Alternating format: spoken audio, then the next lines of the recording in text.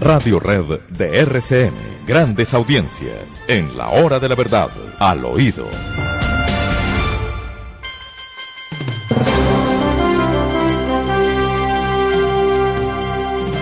Nos quedan muy pocos minutos para hablar al oído, pero estaremos hablando al oído todo este tiempo, William.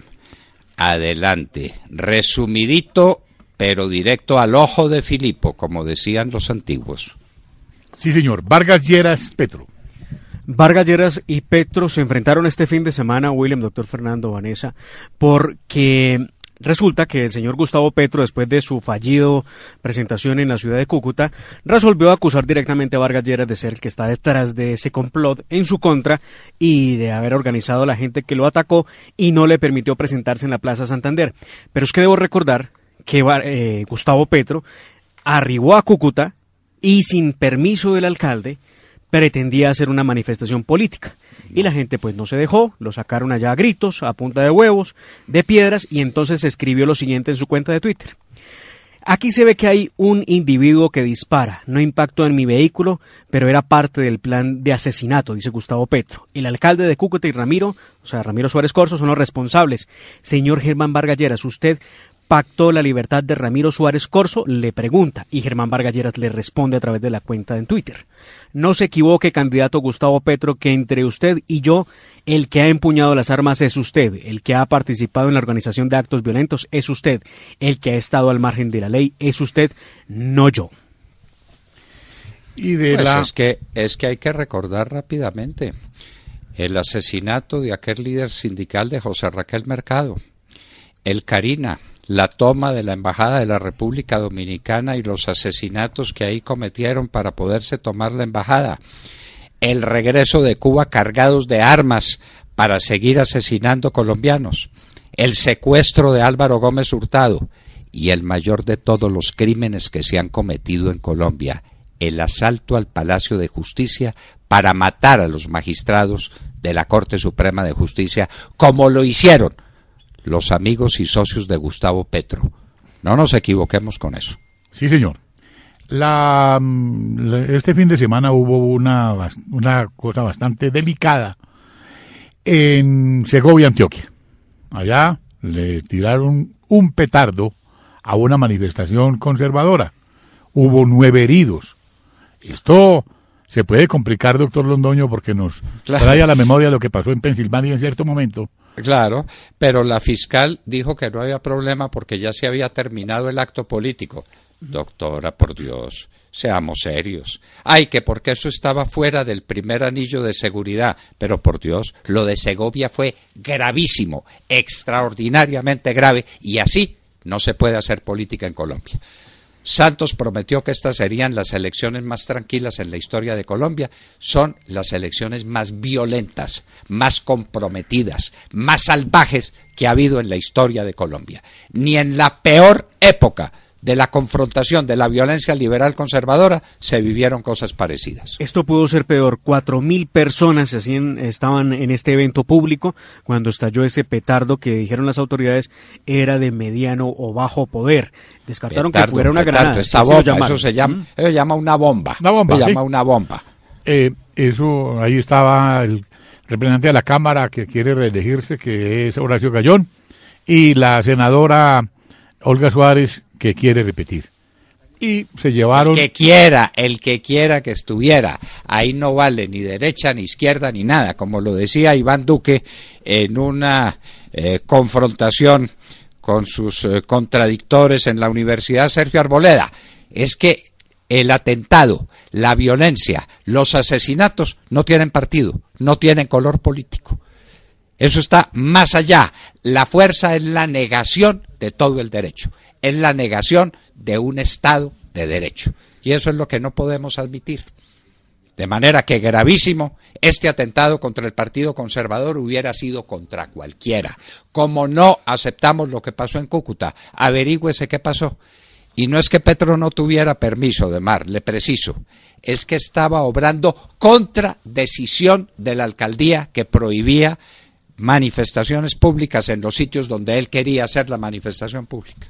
Mejor dicho, él hace las manifestaciones donde a él le da la gana, como lo hizo con como pretendía hacer en Medellín. La misma para confrontar, como no tiene seguidores, entonces arma el escándalo para declararse víctima, pero confrontando a las autoridades, porque ese es el estilo de Gustavo Petro, porque está acostumbrado a eso, porque está acostumbrado al Carina y al secuestro de Álvaro Gómez y al asesinato en el Palacio de Justicia. Ese es su tenor moral. Entonces, por eso le gusta hacer manifestaciones donde están prohibidas las manifestaciones, para crear conflicto, para crear problema. Para organizar otro 9 de abril, para que hablemos claro. Una vieja técnica. Sí, señor. Vamos a hablar de la unidad en la izquierda. Pues todo parece indicar que la izquierda por fin se va a unir. Este fin de semana Daniel Samper Ospina tuiteó lo siguiente, y así fue como Gustavo Petro, haciendo uso de su legítimo derecho a aspirar a la presidencia, no calculó que su candidatura iba a dividir al antiuribismo y a la vez a cohesionar al uribismo, y Uribe regresó al poder para ejercer sus revanchas. Fin. Ahora, luego de eso, Claudia López retuitea lo que escribe Daniel Samper y dice lo siguiente: he dedicado mi vida a que salgamos de la violencia, corrupción e inequidad. Quienes creen que Colombia pasará del populismo de derecha radical al de izquierda por simple cansancio o emoción no han entendido la historia de Colombia. Se lograrán reelegir al populismo de derecha. Y Gustavo Petro le contesta lo siguiente a Claudia López: Claudia, les propuse a ustedes antes, varias veces, al Polo, a Humberto, a Claudia López, unificar un programa democrático para iniciar una era de paz en Colombia. Creo que aún es posible unificar esfuerzos, pero debe existir una actitud abierta y disposición sincera al diálogo. Entonces todos quieren unión. Todos quieren unión, pero alrededor de ellos. Sí, es el problema. Fajardo la quiere, pero si él es el candidato. Petro la quiere, pero siendo él el candidato, y su estilo y su vecindad con Venezuela. Le quiero contar al oído algo que lo va a aterrar, Will. Señor. Hay una orden del gobierno de Venezuela a la gente que maneja allá redes, que interviene en redes, que son todos bolivarianos y seguidores de Maduro, porque otros no hay, que intervengan en la campaña política de Colombia en favor de su amigo y socio, ¿quién? Gustavo Petro Urrego. Obviamente. Orden del gobierno venezolano de intervenir en las elecciones de Colombia. Orden a través de las redes. Tenemos que la Iglesia protesta, doctor Londoño, por la eutanasia. La Iglesia Católica se manifiesta el proyecto de resolución para la práctica de la eutanasia en menores de edad por parte del Ministerio de Salud fue rechazado por la Iglesia Católica. Monseñor Libardo Ramírez dijo que ahora quieren seguir matando niños porque son vidas, y eso se cree que es un avance. Claro. El aborto, la eutanasia de niños o la eutanasia de mayores, cualquier atentado contra la vida es contraria a la religión católica, porque es la religión de la vida y de la vida como sufrimiento también, porque Jesús nos dio el ejemplo. Él no se hizo crucificar en la cruz, no permitió aquella cosa, sino para crear el símbolo del dolor. Quienes sufren están con Jesús. Y quienes se niegan al sufrimiento, quienes buscan la eutanasia o quienes buscan la muerte de otros como en el aborto, no pueden ser católicos, no pueden ser de ningún modo.